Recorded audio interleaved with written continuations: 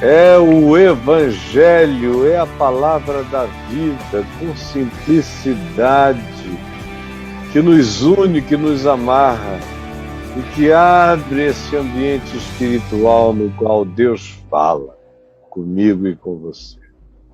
Fala comigo e com você. Fala comigo e com você. E com a graça de Deus, Ele vai falar hoje. Vai falar agora, e você vá chamando os amigos para que juntos nós nos reunamos para ouvirmos essa palavra que vem da parte do Senhor para a vida da gente. E eu não vou virar qualquer coisa, dar cambalhota, pular, gritar, sugerir um tema ambivalente para ver se você atraído vai chegar. Não, é o Evangelho. É a palavra que levanta dos mortos.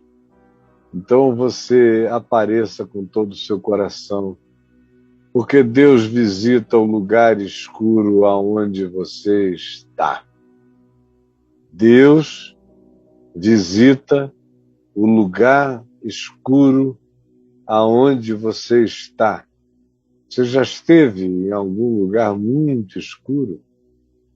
Eu já estive em muitos, desde menino. Eu me lembro um dia que, com aproximadamente 16 anos, eu segui um amigo meu, mais velho, quase 10 anos, uns 9 anos, e que era muambeiro.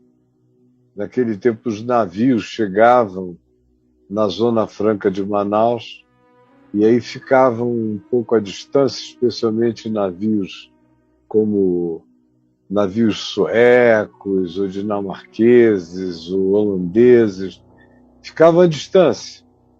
E o que acontecia? Ele, meu amigo, pegava um barquinho, que a gente chama no Amazonas de casquinho, e ia remando até lá. Ele sempre tinha uma outra pessoa que ia com ele. Mas nesse dia não tinha ninguém. Tinha acontecido muita coisa, a gente tinha se metido em muita briga, muita polícia entrou nas brigas, pessoas foram hospitalizadas de tanto que apanharam, e até o amigo dele de Muamba desapareceu. Eu me sentia meio responsável por algumas coisas e que eu mesmo tinha feito, de radicalizações naquela área que eu mesmo tinha provocado.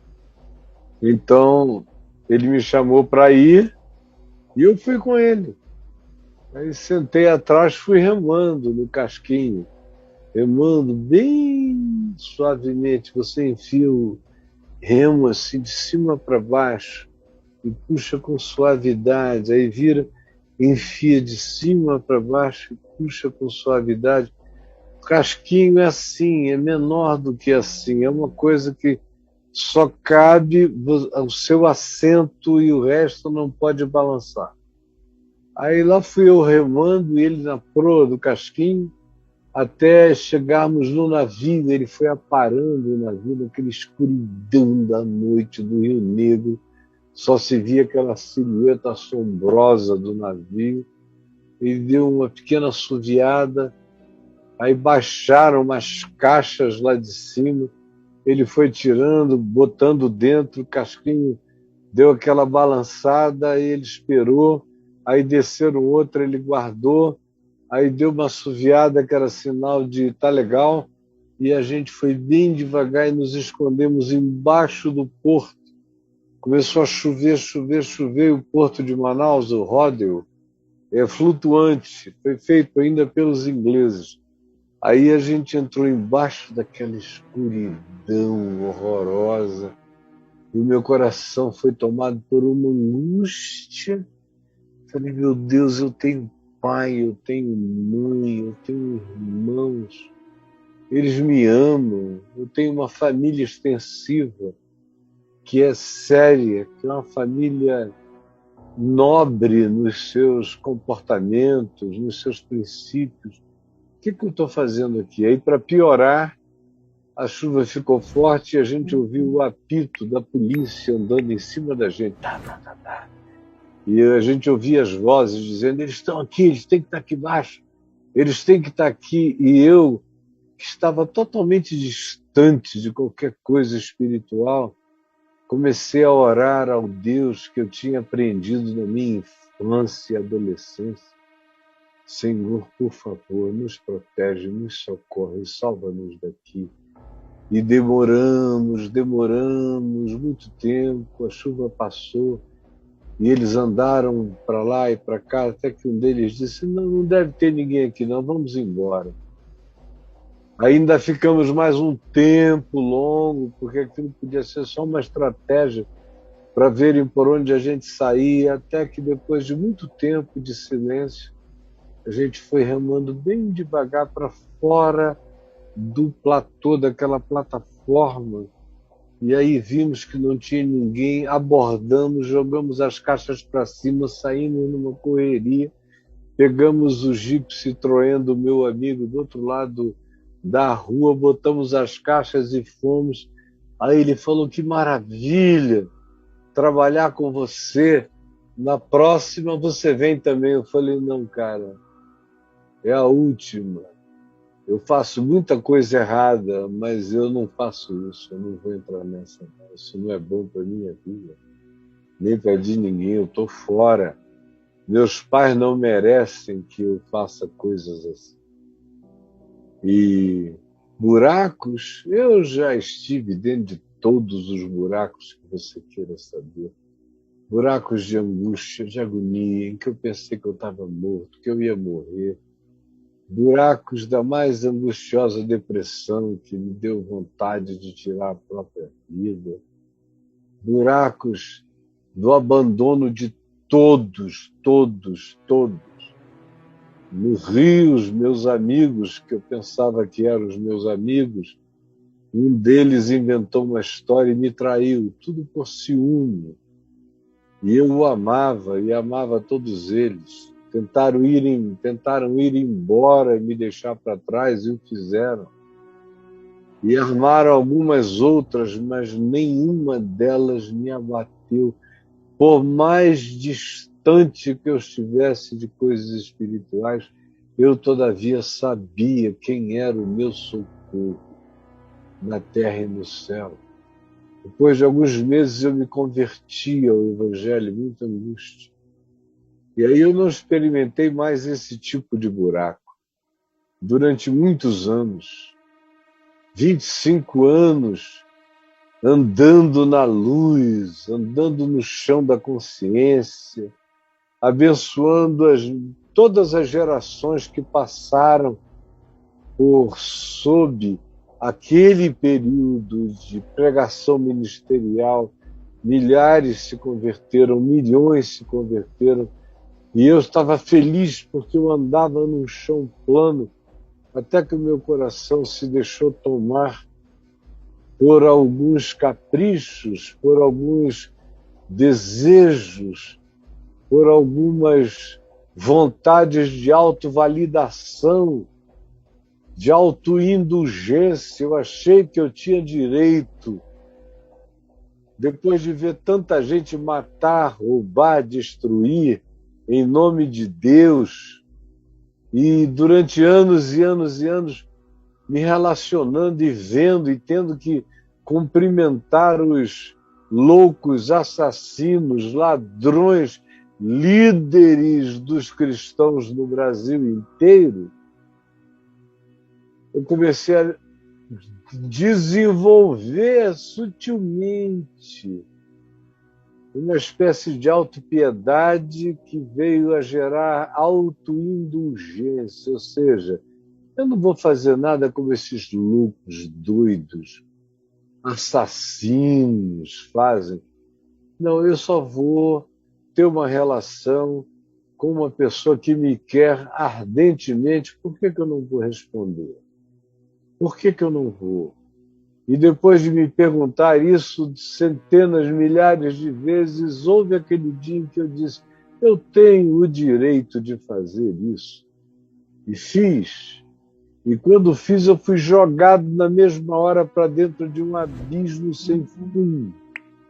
Como se uma catedral de vidro caísse na minha cabeça e eu fosse entrando naquele buraco inexpugnável, profundo, de onde não se podia sair. A minha alma gritou de agonia.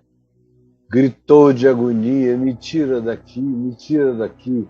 Enquanto isso eu sonhava, sonhava, sonhava, sonhava com os sonhos proféticos da minha própria miséria, onde eu tinha me colocado e dizia: Senhor, Tu és o Deus de Jonas, me tira do coração do grande peixe, me arranca daqui, me leva para a Tua luz, me socorre. E aí, enquanto eu estava aí, as coisas pioraram e vieram todos os abismos que mais profundamente me abismaram, até que chegou aquele momento em que ameaçaram matar meus filhos que moravam na Flórida se eu abrisse a boca para dizer qualquer coisa acerca deles. E eu não sabia nem quem eles eram, até que fui informado que esses que diziam isso eram mafiosos de Nova York. E eu falei: meu Deus, eu não estava em lugar nenhum. De repente eu estou no meio desse abismo. E por mim não é problema, o problema são meus filhos. Eu saí naquele desespero, levado por um amigo, até que cheguei na minha cidade, às margens do mar, e ele me convidou e nós entramos na água, tiramos a roupa, nadamos nus. E eu nadei naquele mar com um azul caribenho, mas durante a noite é só escuridão no mar. Até que a cidade ficou distante. E eu virei para cima, abri os meus braços, mais perdido do que se possa imaginar. E falei: ó Jesus, Tu me geraste em Ti. Olha onde eu estou. Eu sou Teu. Nada mudou entre nós. Me socorre. E eu ouvi aquela voz do meu coração dizendo: olha para o céu. Tu vês essas estrelas? A maioria delas não existe mais. Elas explodiram há bilhões de anos atrás. O que você vê é a viagem da luz, daquilo que um dia foi, mas não é mais. Mas você não sabe disso, e durante a sua geração, você morrerá pensando que elas ainda estão lá e elas já não são. Olha para o céu. E aquela voz estrondou dentro de mim: essas coisas parece que ainda são, mas se você crê em mim, você vai descobrir que elas já não são, com a graça de Deus. E aí eu abri os olhos, tomei aquilo como promessa de Deus para a minha vida, botei o pé no chão, comecei a andar na direção daquilo que eu intuía que fosse a vontade de Deus para a minha vida. Eu voltei para o meu país, para o Brasil, enfrentei todos os infernos que não dá para eu contar aqui, de gente tentando me sequestrar por amor, se matar por amor, fazer tudo por amor, que é o pior de todos os sequestros, é quando você quer bem a alguém que ameaça você, que se você não ficar com ela, ela vai morrer. E você viveu para salvar vidas. Aí lá fiquei eu daquele abismo, tentando empurrar a pessoa para cima, porque eu dizia: eu não vou viver em paz se essa pessoa morrer em nome da paixão que diz sentir por mim. Me salva, Jesus. No meio e no mais profundo abismo, eu comecei a sonhar com a minha mulher. Adriana, que ela vinha voando como quem não tinha peso, pousava entre mim e essa pessoa e dizia para mim: vem, que eu cheguei para te dar paz. Vem, pegou a minha mão e saiu puxando. E nós descemos uma escada na casa da minha avó, era um sonho, claro. E quando chegamos no segundo andar, eram 5. Descendo, ela me levou para um dos quartos daquele andar, conforme era, e abriu a porta e me disse: olha, aqui nesse lugar que eu vou te dar descanso. E só havia cama, com livros, portas altas e cortinados transparentes. E ela disse: é aqui que eu vou te dar descanso. Depois de alguns meses sonhando o mesmo sonho, no mesmo da angústia do abismo, desse abismo eu escrevi o livro Nefilim, o livro Tábuas de Eva, foram escritos do mais profundo abismo. Até que no dia 6 de junho eu encontrei com essa mulher que me visitou 3 vezes com o mesmo sonho na noite. E quando eu a vi, eu gelei, eu não sabia nem o que era que eu estava vendo. Até que uns dias depois de conhecê-la, eu perguntei a ela: se nós tivéssemos que passar a vida toda juntos, num único lugar, qual seria o cenário que você me ofereceria? Se você tivesse que me oferecer um único cenário. Aí ela disse: eu te ofereceria um quarto amplo, com livros na cama, portas, janelas abertas e a nossa porta aberta, para os nossos 7 filhos poderem entrar e sair sem terem nenhuma inibição. Aí o meu coração foi vendo aquele sonho e vendo aquela mulher me falando isso, eu tive a coragem de admitir que era a mesma pessoa que me visitava, que agora estava ali me dizendo como um anjo de Deus que eu podia sair daquele abismo. E efetivamente foi dali que eu fui tirado e comecei a respirar crescentemente mais o oxigênio. É como quem tivesse estado entubado e tendo visões no entubamento, sem forças para se manifestar, como muitos amigos meus entubados há 25 dias, 26, 30 dias, saem e vão devagar ganhando forças para acordar, até processarem a nova realidade, até voltarem e dizerem: eu estou aqui. Foi comigo, como quem sai da região da sombra da morte, do mais profundo abismo. Como tem uma quantidade grande de gente no mais profundo abismo. Abismo da morte, como eu tenho tantos amigos sem ar,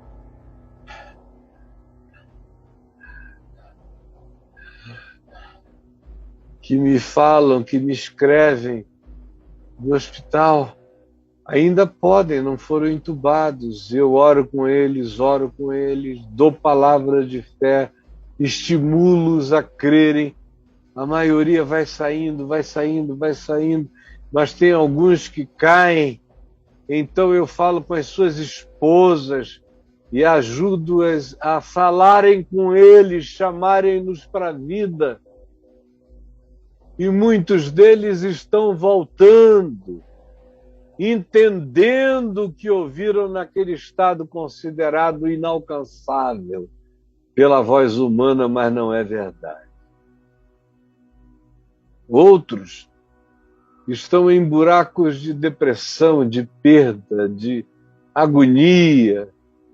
Tem gente que fala comigo que não aguenta mais, quer encontrar alguém não sabe como sair desse buraco para encontrar alguém. É um desespero enorme. Eu preciso encontrar alguém, eu preciso abraçar alguém, eu preciso beijar alguém, eu preciso sentir alguém. De um abismo sem nome, sem fim, horroroso. Tem outros que entraram, como eu tenho alguns amigos, que entraram em depressão por assistirem à depressão dos outros. E tem mais. O abismo ainda vai se aprofundar mais ainda durante esse tempo.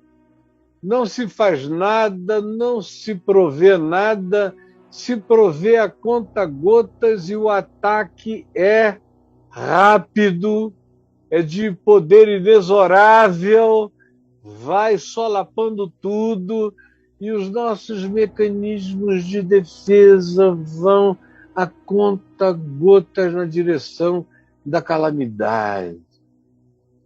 E as pessoas vão se enchendo de medo, de angústia, de desesperança, de pânico. Os que têm que trabalhar e voltar têm medo de contaminar os pais, os avós, que acabam ficando em quarentena dentro de pequeninos quartos e comendo pelo que se empurra pela porta, dentro de um abismo angustioso, cansativo, sem fim, sem solução. Já fez 1 ano. Do mais profundo abismo eu clamo a ti, Senhor. E tantos outros abismos. Se você pudesse entrar aqui e falar 1 minuto a sua história, nós veríamos a multiplicidade de abismamentos. De gente em angústia enorme. Meu pai e minha mãe não podem saber quem eu sou. Tem que botar a identidade num abismo, porque não podem revelar quem são. Outros são aqueles pais que puseram deliberadamente os filhos num abismo. Há toda sorte de abismos. De gente que está aí patinando na ribanceira de um buraco psicológico e existencial do qual não sabem sair. Tem saída. Tem, todavia, saída. Ouça essa oração que eu trago a você, e o Braulio vai colocar o texto que você vai seguir, que é o Salmo 130, que diz: das profundezas do abismo, eu clamo a ti, Senhor. Você já experimentou desse lugar solitário, onde você está, estender o seu clamor ao Senhor, desse abismo aonde eu estou, eu clamo a ti, Senhor. Escuta, Senhor, a minha voz. Escuta, Senhor, a minha voz. Estejam alertas os teus ouvidos às minhas súplicas. Estejam abertos os meus ouvidos às minhas súplicas. Faze-te todo percepção pro clamor angustiado do meu ser, do meu coração. Ah, Senhor, se tu levares em conta as iniquidades, as minhas e as de todos, quem, Senhor, subsistirá? Porque o grande abismo desse indivíduo, como os meus piores abismos na vida, foram aqueles que decorreram da minha consciência de culpa. Senhor, se tu observares iniquidade, quem subsistirá? Em outras palavras, não olha para a minha iniquidade, porque se tu olhares para qualquer pessoa, para a iniquidade de qualquer um, ninguém vai viver, ninguém vai subsistir, ninguém vai sair daqui. Contigo, porém, eu sei que não está o juízo para me massacrar. Contigo, porém, apesar da minha iniquidade, está o teu perdão. O perdão para que todos te temam, por terem sido perdoados, aprendam a reverência, o temor do Senhor, a prudência, a obediência, fruto da própria inteligência que discerne que existir contra a lei da vida é abismar-se nos buracos sem fundo. Senhor, me perdoa, para que no meu coração cresça a força e o poder do teu mandamento, da tua lucidez, da tua consciência e do meu ancoramento na tua palavra de vida, que propõe um caminho de sabedoria, de amor, de justiça e de verdade, que é onde se pode andar com segurança nessa existência, sem que caiamos em buracos inalcançáveis. Me perdoa e o meu coração vai crescer em consciência grata diante de ti. Eu aguardo. Ele diz, eu aguardo que o Senhor venha, que a mão dele se estenda, que ele me tome pela mão e que eu seja puxado deste lugar profundo. Aguardo o Senhor, a minha alma o aguarda. Eu espero na sua palavra e eu digo a você que está nesse estado, a palavra dele já chegou. A palavra dele já chegou agora, está chegando, é para você. Tome posse. A minha alma anseia por Deus, mais do que os guardas cansados anseiam pelo romper da manhã, quando eles serão substituídos nos seus turnos e poderão descansar. A minha alma anseia por Deus mais do que os guardas num plantão de noite inteira em pé, aguardam pela rendição. A minha alma aguarda pela redenção de Deus. Em meu favor, mais do que os guardas pelo romper da manhã. Espere, Caio, espere, você substitui Israel pelo seu nome.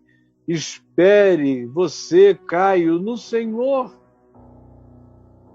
Pois no Senhor há misericórdia, há sempre, sempre, sempre nele há perdão, a misericórdia, a graça, para que aqueles que cheguem e se deitem nesse amor desenvolvam um temor de raiz eterna e nunca mais brinquem de viver, nunca mais namorem o abismo. Nunca mais namorem o abismo. Esperem no Senhor, onde há misericórdia, nele existe copiosa, uma torrente de redenção, copiosa, como uma chuva copiosa, torrencial. É a imagem que ele usa. Nele há copiosa, abundante, exagerada graça de redenção. É Ele quem redime ao caio. É Ele quem me redime de todas as minhas iniquidades. E não há voz nem no céu, nem na terra, nem debaixo da terra que possam cancelar o que já está selado pela misericórdia eterna, que mete a mão aonde a gente está, que traz a gente, como diz o próprio Salmo, e nos coloca num chão firme, no chão dele, aonde a gente tem segurança, paz, descanso e perdão. Ele nos levanta da nossa catástrofe, da nossa tragédia, da nossa miséria, da nossa perda, do nosso equívoco, do nosso pecado contínuo e destrutivo. Nos levanta lúcidos, nos tira do monturo que foi formado pelas pedras da nossa calamidade, nos tira de dentro e nos faz assentar com aqueles que são os príncipes do seu povo. Olha aqui para mim.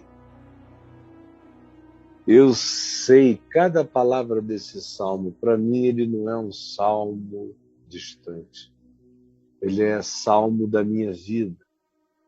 Eu tenho vivido, graças a Deus, a experiência de saber o Evangelho, de saber os salmos, de saber os profetas, não do ponto de vista apenas acadêmico, que eu também sei, mas do ponto de vista existencial, de ter conhecido cada palavra de tudo que eu digo a vocês. Eu digo porque eu sei Deus em mim. Eu não só creio em Deus, eu sei Deus em mim. Isso faz toda a diferença, muda toda a nossa consciência, altera tudo, absolutamente tudo, em nosso favor. Mas, Jesus, eu já disse a tua palavra hoje. Eu sei que ela tem o poder de atingir a todos quantos a ouçam agora ou em qualquer outro instante. Que ela produza copiosa redenção. Que todos sejam puxados, todos os que creem, para serem colocados nessa plataforma da tua misericórdia, que é eterna, do teu perdão, que nos faz crescer para termos agora esse temor do Senhor, que é sabedoria, que é lucidez, que é consciência, que é prudência e que é paz em ti. Nós aguardamos todos a tua palavra, e eu te peço que hoje ela chega e renda muita gente desse estado de angústia vigilante, como soldados esperando o dia nascer para serem trocados. Tem muita gente que não aguenta mais porque estão em pé numa noite longa. Traze a eles hoje o alívio do teu perdão, da tua graça, da tua visitação. E tira-os desse lugar e os põe as tua em pé, descansados nesse chão onde há graça sobre graça, aconchego sobre aconchego, perdão sobre perdão, onde há copiosa redenção. É o que eu te peço para mim, para todos os que ouçam, em qualquer lugar da terra, em nome de Jesus. Amém.